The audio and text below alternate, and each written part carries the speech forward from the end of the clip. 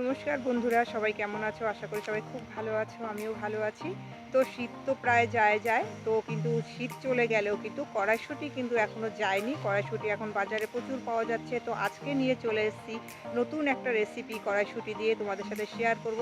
আর সেটা হলো কড়াইশুঁটির কচুরি, ভাপা কচুরি, তাও বা আটা দিয়ে। তো এই আটা দিয়ে কড়াইশুঁটির কচুরি, ভাপা কচুরিটা কী করে বানায় সেটা আজকে তোমাদের সাথে শেয়ার করব। আশা করি আজকের ভিডিওটা তোমাদের কাছে খুব ভালো লাগবে। আর ভিডিওটা দেখে যদি ভালো লাগে অবশ্যই একটা লাইক কমেন্ট শেয়ার করতে ভুলো না।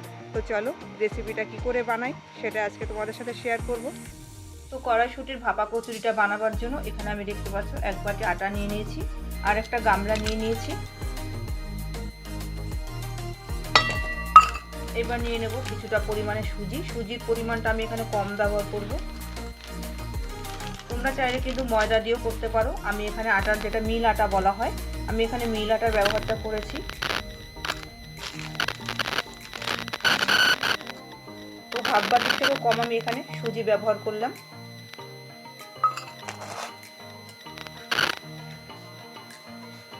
পরিমাণ মতো নুন,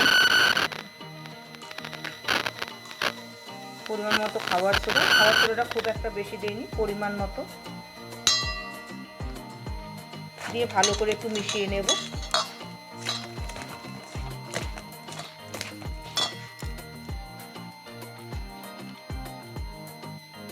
এবার দিয়ে দেব কিছুটা পরিমাণে ঘি।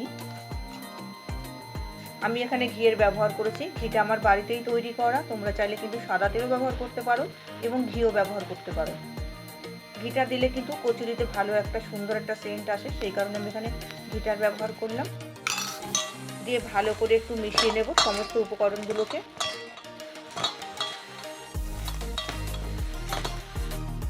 তো আটাটাকে কিন্তু ভালো করে ময়াম দিয়ে নিয়েছি। দেখো কতটা সুন্দর ময়ামটা হয়েছে, দেখেই কিন্তু পরিষ্কার বোঝা যাচ্ছে। ময়ামটা অতিরিক্ত দেওয়ার কারণে কিন্তু কি সুন্দর ধরে রাখো দলা পাকিয়ে আসছে, এতেই পরিষ্কার বোঝা যাচ্ছে যে আমার ময়ামটা দেওয়া হয়ে গেছে। এবার অল্প অল্প করে আমি জল দেবো, জলটা একবারে দেবো না, অল্প অল্প করে জল দেবো আর একটা ডো তৈরি করে নেব ভালো করে মেখে। তো দেখো আটার ডোটা কিন্তু আমার মাখা হয়ে গেছে। আমি এবার ঢাকা দিয়ে একটু 10 মিনিট মতো রেখে দেবো।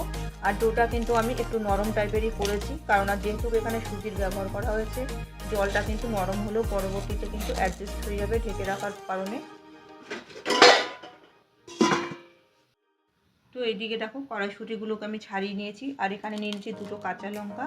আর যেহেতু আমি অতিরিক্ত ঝাল পছন্দ করি না, সেই কারণে আমি 2টো কাঁচা লঙ্কা নিয়েছি। আর এখানে নিয়ে নিয়েছি একটু আদাটাকে আর কড়াইশুঁটিটাকে কিন্তু একই সাথে আমি একটা মিক্সিং জারে কিন্তু পেস্ট করে নেব।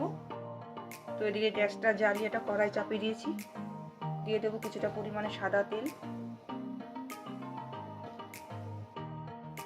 তো এখানে দেখো কড়াইশুঁটিগুলোকে আমি পেস্ট করে নিয়েছি। কড়াইশুঁটিগুলো কিন্তু একটু দানা দানা রেখেছি, কারণ দানাগুলো একটু মুখে করলে বেশি ভালো লাগে। তো আমি এখানে কাঁচা পেস্ট করেছি, তোমরা কিন্তু চাইলে সেদ্ধ করেও নিতে পারো। আমি কাঁচা করে নিয়েছি, কেন তেলে দিলে কিন্তু ওটা সেদ্ধ হয়ে যাবে কড়াইশুঁটিটা, এই কারণেই কাঁচা আমি পেস্ট করে নিয়েছি। তো ওইদিকে তেলটা গরম হয়ে গেছে, এবার দিয়ে দেবো তেলের মধ্যে হিং, কড়াইশুঁটির পেস্টটাকে দিয়ে দেবো। তো এবার দিয়ে দেবো নুন, পরিমাণ মতো হলুদ গুঁড়ো, সামান্য পরিমাণে কাশ্মীরি লঙ্কার গুঁড়ো, মিষ্টিটা তোমরা চাইলে দিতেও পারো নাও দিতে পারো, কিন্তু মিষ্টিটা সামান্য পরিমাণে ব্যবহার করলে খেতে কিন্তু খুব সুন্দর হয়, সেই কারণে মিষ্টিটার ব্যবহার করলাম। তো পুরটা কিন্তু একদম রেডি হয়ে গেছে, পুরটাকে এবার নামিয়ে নেব। তো 10 মিনিট পরে চলে এসেছি, এবার দেখে নেব ডোটা। তো ডোটা দেখো ঢাকা দিয়ে রাখার কারণে কিন্তু একদম সেট হয়ে গেছে। তো আমার কিন্তু ভাপা কচুরি বানাবার জন্য এরকম টাইপের ডোটা লাগবে। এবার ডোটাকে ভালো করে আরেকটু মেখে নেব। তো ডোটার মধ্যে আরেকটু আমি সাদা তেল দিয়ে দেবো, দিয়ে আবার কিছুক্ষণ ভালো করে ডোটাকে ভালো করে মেখে নেব।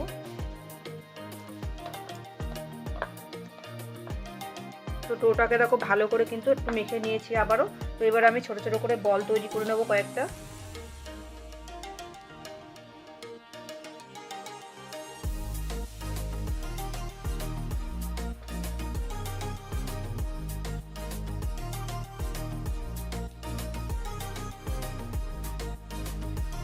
প্রত্যেকটা বলকে এবার বাটি শেপ দিয়ে নেব।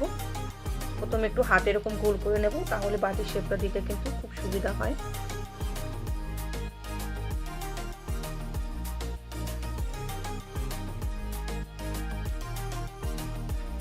তো এইভাবে বাটির শেপ করে নেব। পুরগুলোকে এবার দিয়ে নেব বাটির ভেতরে, দিয়ে এবার মুখগুলোকে মুড়িয়ে দেব।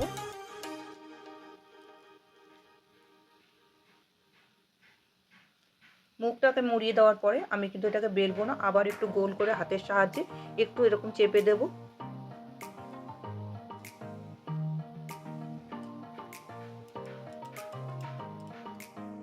তো প্রত্যেকটা লেচির ভেতরে দেখো পুর কিন্তু আমি ভরে নিয়েছি। এবার কিন্তু লেচিগুলো অল্প অল্প করে হাতের সাহায্যে এরকম চেপে দেব।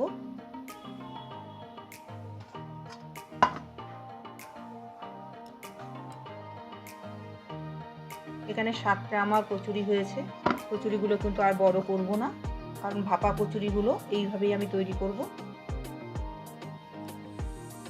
তো ভাপা কচুরিটা বানাবার জন্য এখানে আমি উনুনটাকে জ্বালিয়ে নিয়েছি। এই ভাপা কচুরি কিন্তু উনুনে বানাতে খুব সুন্দর হয়, এই কারণে আমি একটু উনুনেই বানাচ্ছি। তোমরা চাইলে কিন্তু যাদের উনুন নেই তারা গ্যাসও করতে পারো। আমি এখানে মাটির তাওয়া ব্যবহার করেছি, মাটির যে পিঠের সাজ বলা হয়, আমরা এটাকে সাজ বলি। তো ননস্টিকের অনেক সময় পাওয়া যায়, তো সেটার মধ্যে তোমরা কিন্তু গ্যাসে খুব সুন্দরভাবে করতে পারো। তো আমি এবার কিন্তু তাওয়াটা ভালো করে গরম করে নেব।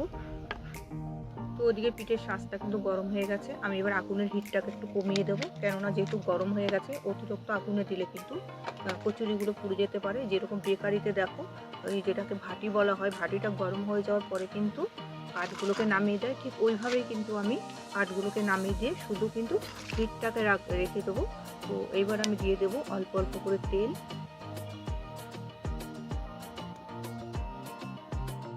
পিঠের শাঁসটা তো গরম হয়ে গেছে, এবার আমি কচুরিগুলোকে প্রত্যেকটা শাঁসের মধ্যে বসিয়ে দেবো এইভাবে। এবার ঢাকাটাকে দিয়ে দেবো। তো কচুরিগুলোকে এবার এপিট ওপিট করে একটু উল্টে দেবো। কতটা সুন্দর দেখো ফুলে উঠেছে।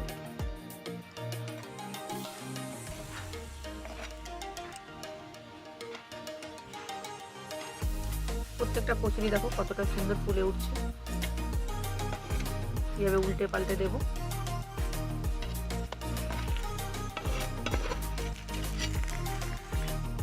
তো উল্টে দেওয়ার পরে দেখো কতটা সুন্দর কিন্তু ফুলে উঠেছে কচুরিগুলো। এবার আমি আবারও ঢাকা দিয়ে দেবো।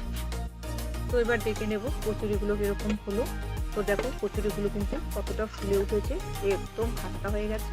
তো কচুরিগুলোকে এবার আমি নামিয়ে নেব। তো কচুরিগুলোকে এবার নামিয়ে নেব আমি।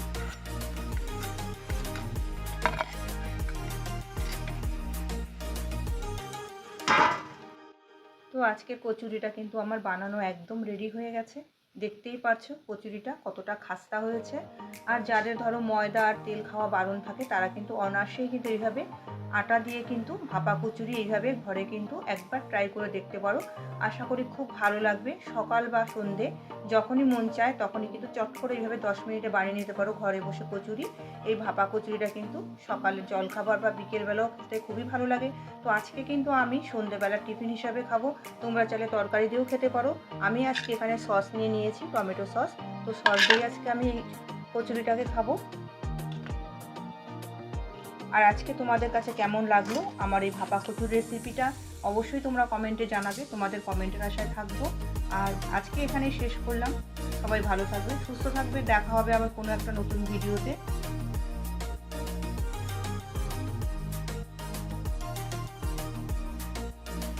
কচুরিটা দেখো, একবার দেখো কতটা খাস্তা হয়েছে। একটা ভেঙে দেখাচ্ছি। এতটাই খাস্তা হয়েছে যে অতিরিক্ত শক্ত তাও না কিন্তু, আর একদম নরম তাও না। এতটা সুন্দর খাস্তা হয়েছে আর এত সুন্দর একটা সেন্ট বেরিয়েছে। তোমরা যদি একবার বাড়িতে না বানিয়ে খাও খুব মিস করবে কিন্তু।